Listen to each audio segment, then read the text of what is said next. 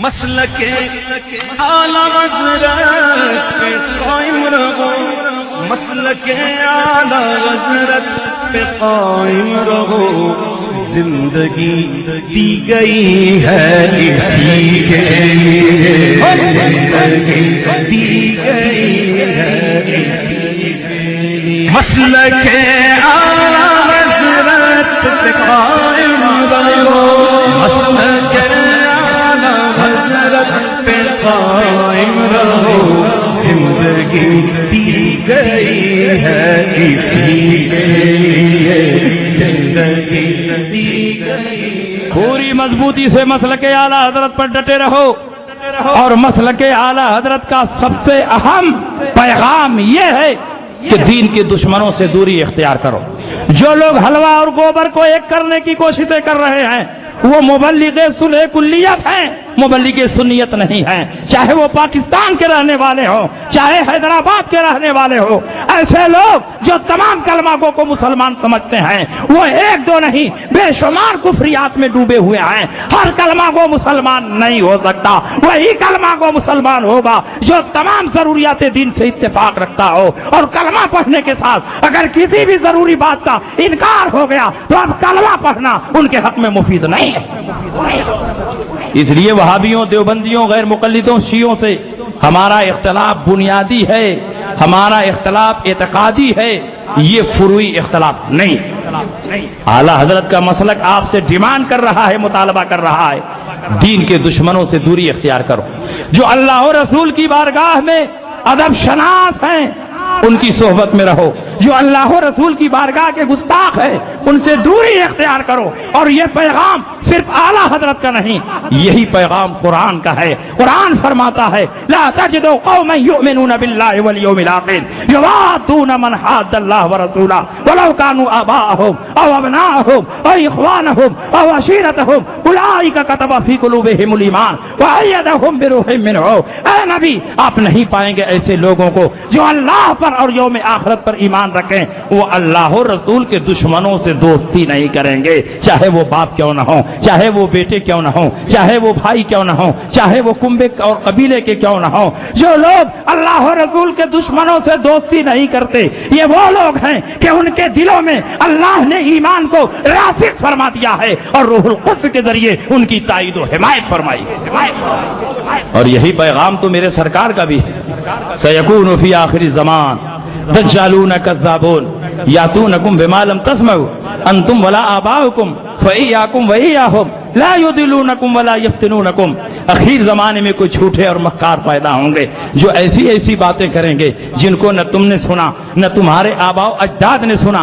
ان سے دور رہنا، ان سے الگ رہنا، کہیں ایسا نہ ہو کہ یہ گمراہ کر دیں اور تم کو فتنے میں مبتلا کر دیں۔ نبی نے ان کی پہچان بھی بتا دی، یہ نمازیں بہت پڑھیں گے، روزہ بہت رکھیں گے، قرآن کی تلاوت بہت کریں گے، اچھے اچھے کام بہت کریں گے، اتنی نمازیں پڑھیں گے کہ تم اپنی نمازوں کو ان کی نمازوں کے آگے حقیر سمجھو گے، اپنے روزوں کو ان کے روزوں کے آگے حقیر سمجھو گے، اپنے اعمال صالحہ کو ان کے اعمال کے سامنے حقیر سمجھو گے۔ تحقرون صلاتکم عند صلاتہم وصیامکم عند صیامہم واعمالکم عند اعمالہم یتلون القرآن ولا یجاوز تراقیہم۔ یہ قرآن کی تلاوت کریں گے مگر تلاوت ان کے حلق کے نیچے نہیں اترے گی۔ ویقولون من قول خیر البریہ، بات بات پر رسول پاک کی حدیثیں پیش کریں گے۔ تو کیا نماز کی وجہ سے مسلمان ہوں گے؟ روزہ کی وجہ سے مسلمان ہوں گے؟ قرآن کی تلاوت کرنے کی وجہ سے مسلمان ہوں گے؟ اچھے اچھے کام کرنے کی وجہ سے مسلمان ہوں گے؟ نہیں۔ یمرقون من الدین کما یمرق السهم من الرمیہ، یہ دین سے ایسے ہی باہر ہوں گے جیسے تیر کمان سے باہر ہو جاتا ہے۔ صحابہ حیران ہیں کہ نمازیں ہم بھی پڑھتے ہیں وہ بھی نمازیں پڑھیں گے، روزہ ہم بھی رکھتے ہیں وہ بھی روزہ رکھیں گے، تلاوت ہم بھی کرتے ہیں وہ بھی تلاوت کریں گے، تو ہم میں اور ان میں خط امتیاز کیسے کھینچے گا؟ ہم میں اور ان میں فرق کیسے ہوگا؟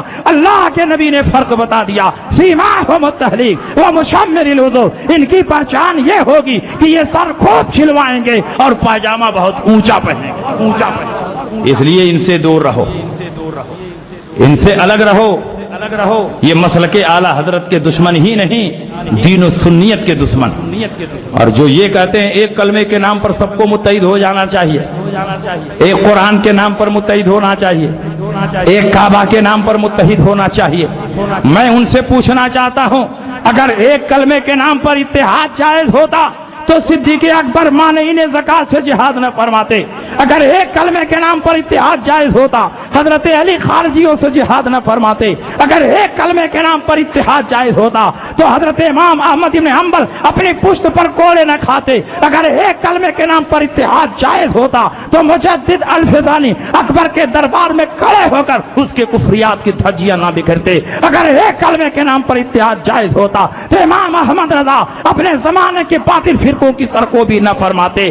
ایک کلمے کے نام پر اتحاد نہیں ہوگا، اتحاد ہوگا تو عقائد اہل سنت کی بنیاد پر ہوگا۔ جو عقیدہ اہل سنت کو تسلیم کر لے وہ ہمارا ہے، اور جو عقیدہ اہل سنت سے انحراف کرے، لاکھ نمازیں پڑھے، روزہ رکھے، قرآن کی تلاوت کرے، وہ ہمارا نہیں، اور ہمارا اس کے ساتھ اتحاد نہیں ہو سکتا۔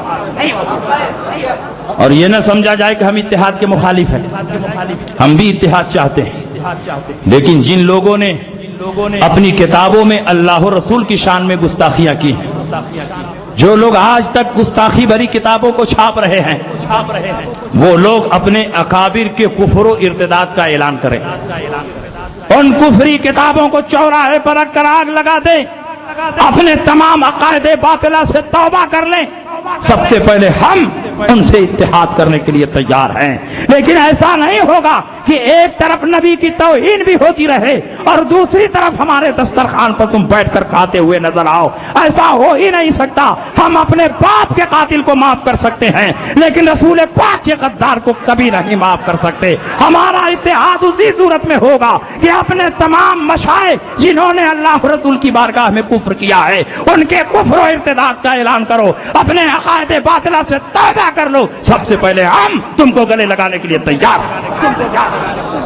اور جو لوگ یہ کلمے کے نام پر اتحاد پیدا کر رہے ہیں وہ حقیقت میں حلوہ اور گوبر کو ایک کر رہے ہیں، آپ کا نقصان کر رہے ہیں۔ یہ بتائیے کبھی حلوہ اور گوبر میں اتحاد ہوا ہے؟ کبھی نہیں اتحاد ہوا ہے۔ اور اگر اتحاد کیا جائے گا تو نقصان گوبر کا نہیں ہوگا، حلوے کا ہوگا۔ یہ حلوہ جو دسترخوان کی زینت تھا، مہمان کی مہمان نوازی کا ذریعہ تھا، جیسے ہی گوبر سے ٹچ ہوا آپ نے دسترخوان سے اٹھا کر کوڑا دان میں پھینک دیا، عزت کی جگہ سے ذلت کی جگہ میں پہنچا دیا۔ گوبر کا کیا بگڑا؟ حلوہ سے ٹچ ہونے سے پہلے بھی اسے کوڑا دان میں جانا تھا، اور حلوہ سے ٹچ ہونے کے بعد بھی کوڑا دان میں پہنچا، اس کا کچھ نقصان نہیں ہو رہا ہے۔ اگر نقصان ہو رہا ہے تو حلوے کا ہو رہا ہے۔ عزت کی جگہ سے ذلت کی جگہ میں پہنچ رہا ہے تو حلوہ پہنچ رہا ہے۔ جب تک گوبر سے ٹچ نہیں ہوا تھا، دسترخوان کی زینت تھا، مہمان کو خوش کرنے کا ذریعہ تھا، جیسے ہی گوبر سے ٹچ ہوا آپ نے دسترخوان سے اٹھا کر کوڑا دان میں پھینک دیا۔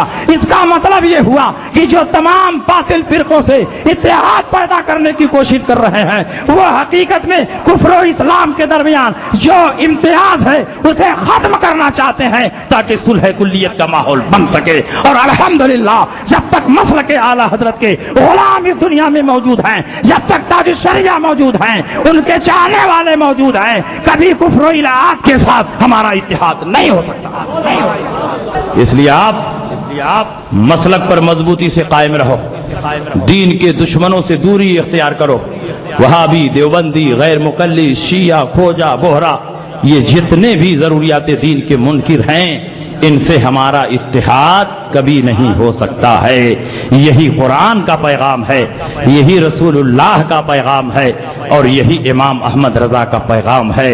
امام احمد رضا پوری زندگی یہی درس دیتے رہے، دشمن احمد پہ شدت کیجئے، ملحدوں کی کیا مروت کیجئے، غیظ میں جل جائیں بے دینوں کے دین، یا رسول اللہ قائم رہو، مسلک اعلیٰ حضرت پہ قائم رہو، زندگی دی گئی ہے اسی کے لیے، زندگی دی گئی ہے مسلک اعلیٰ حضرت پہ قائم رہو، مسلک اعلیٰ حضرت پہ قائم رہو، زندگی دی گئی ہے اسی کے لیے، زندگی دی گئی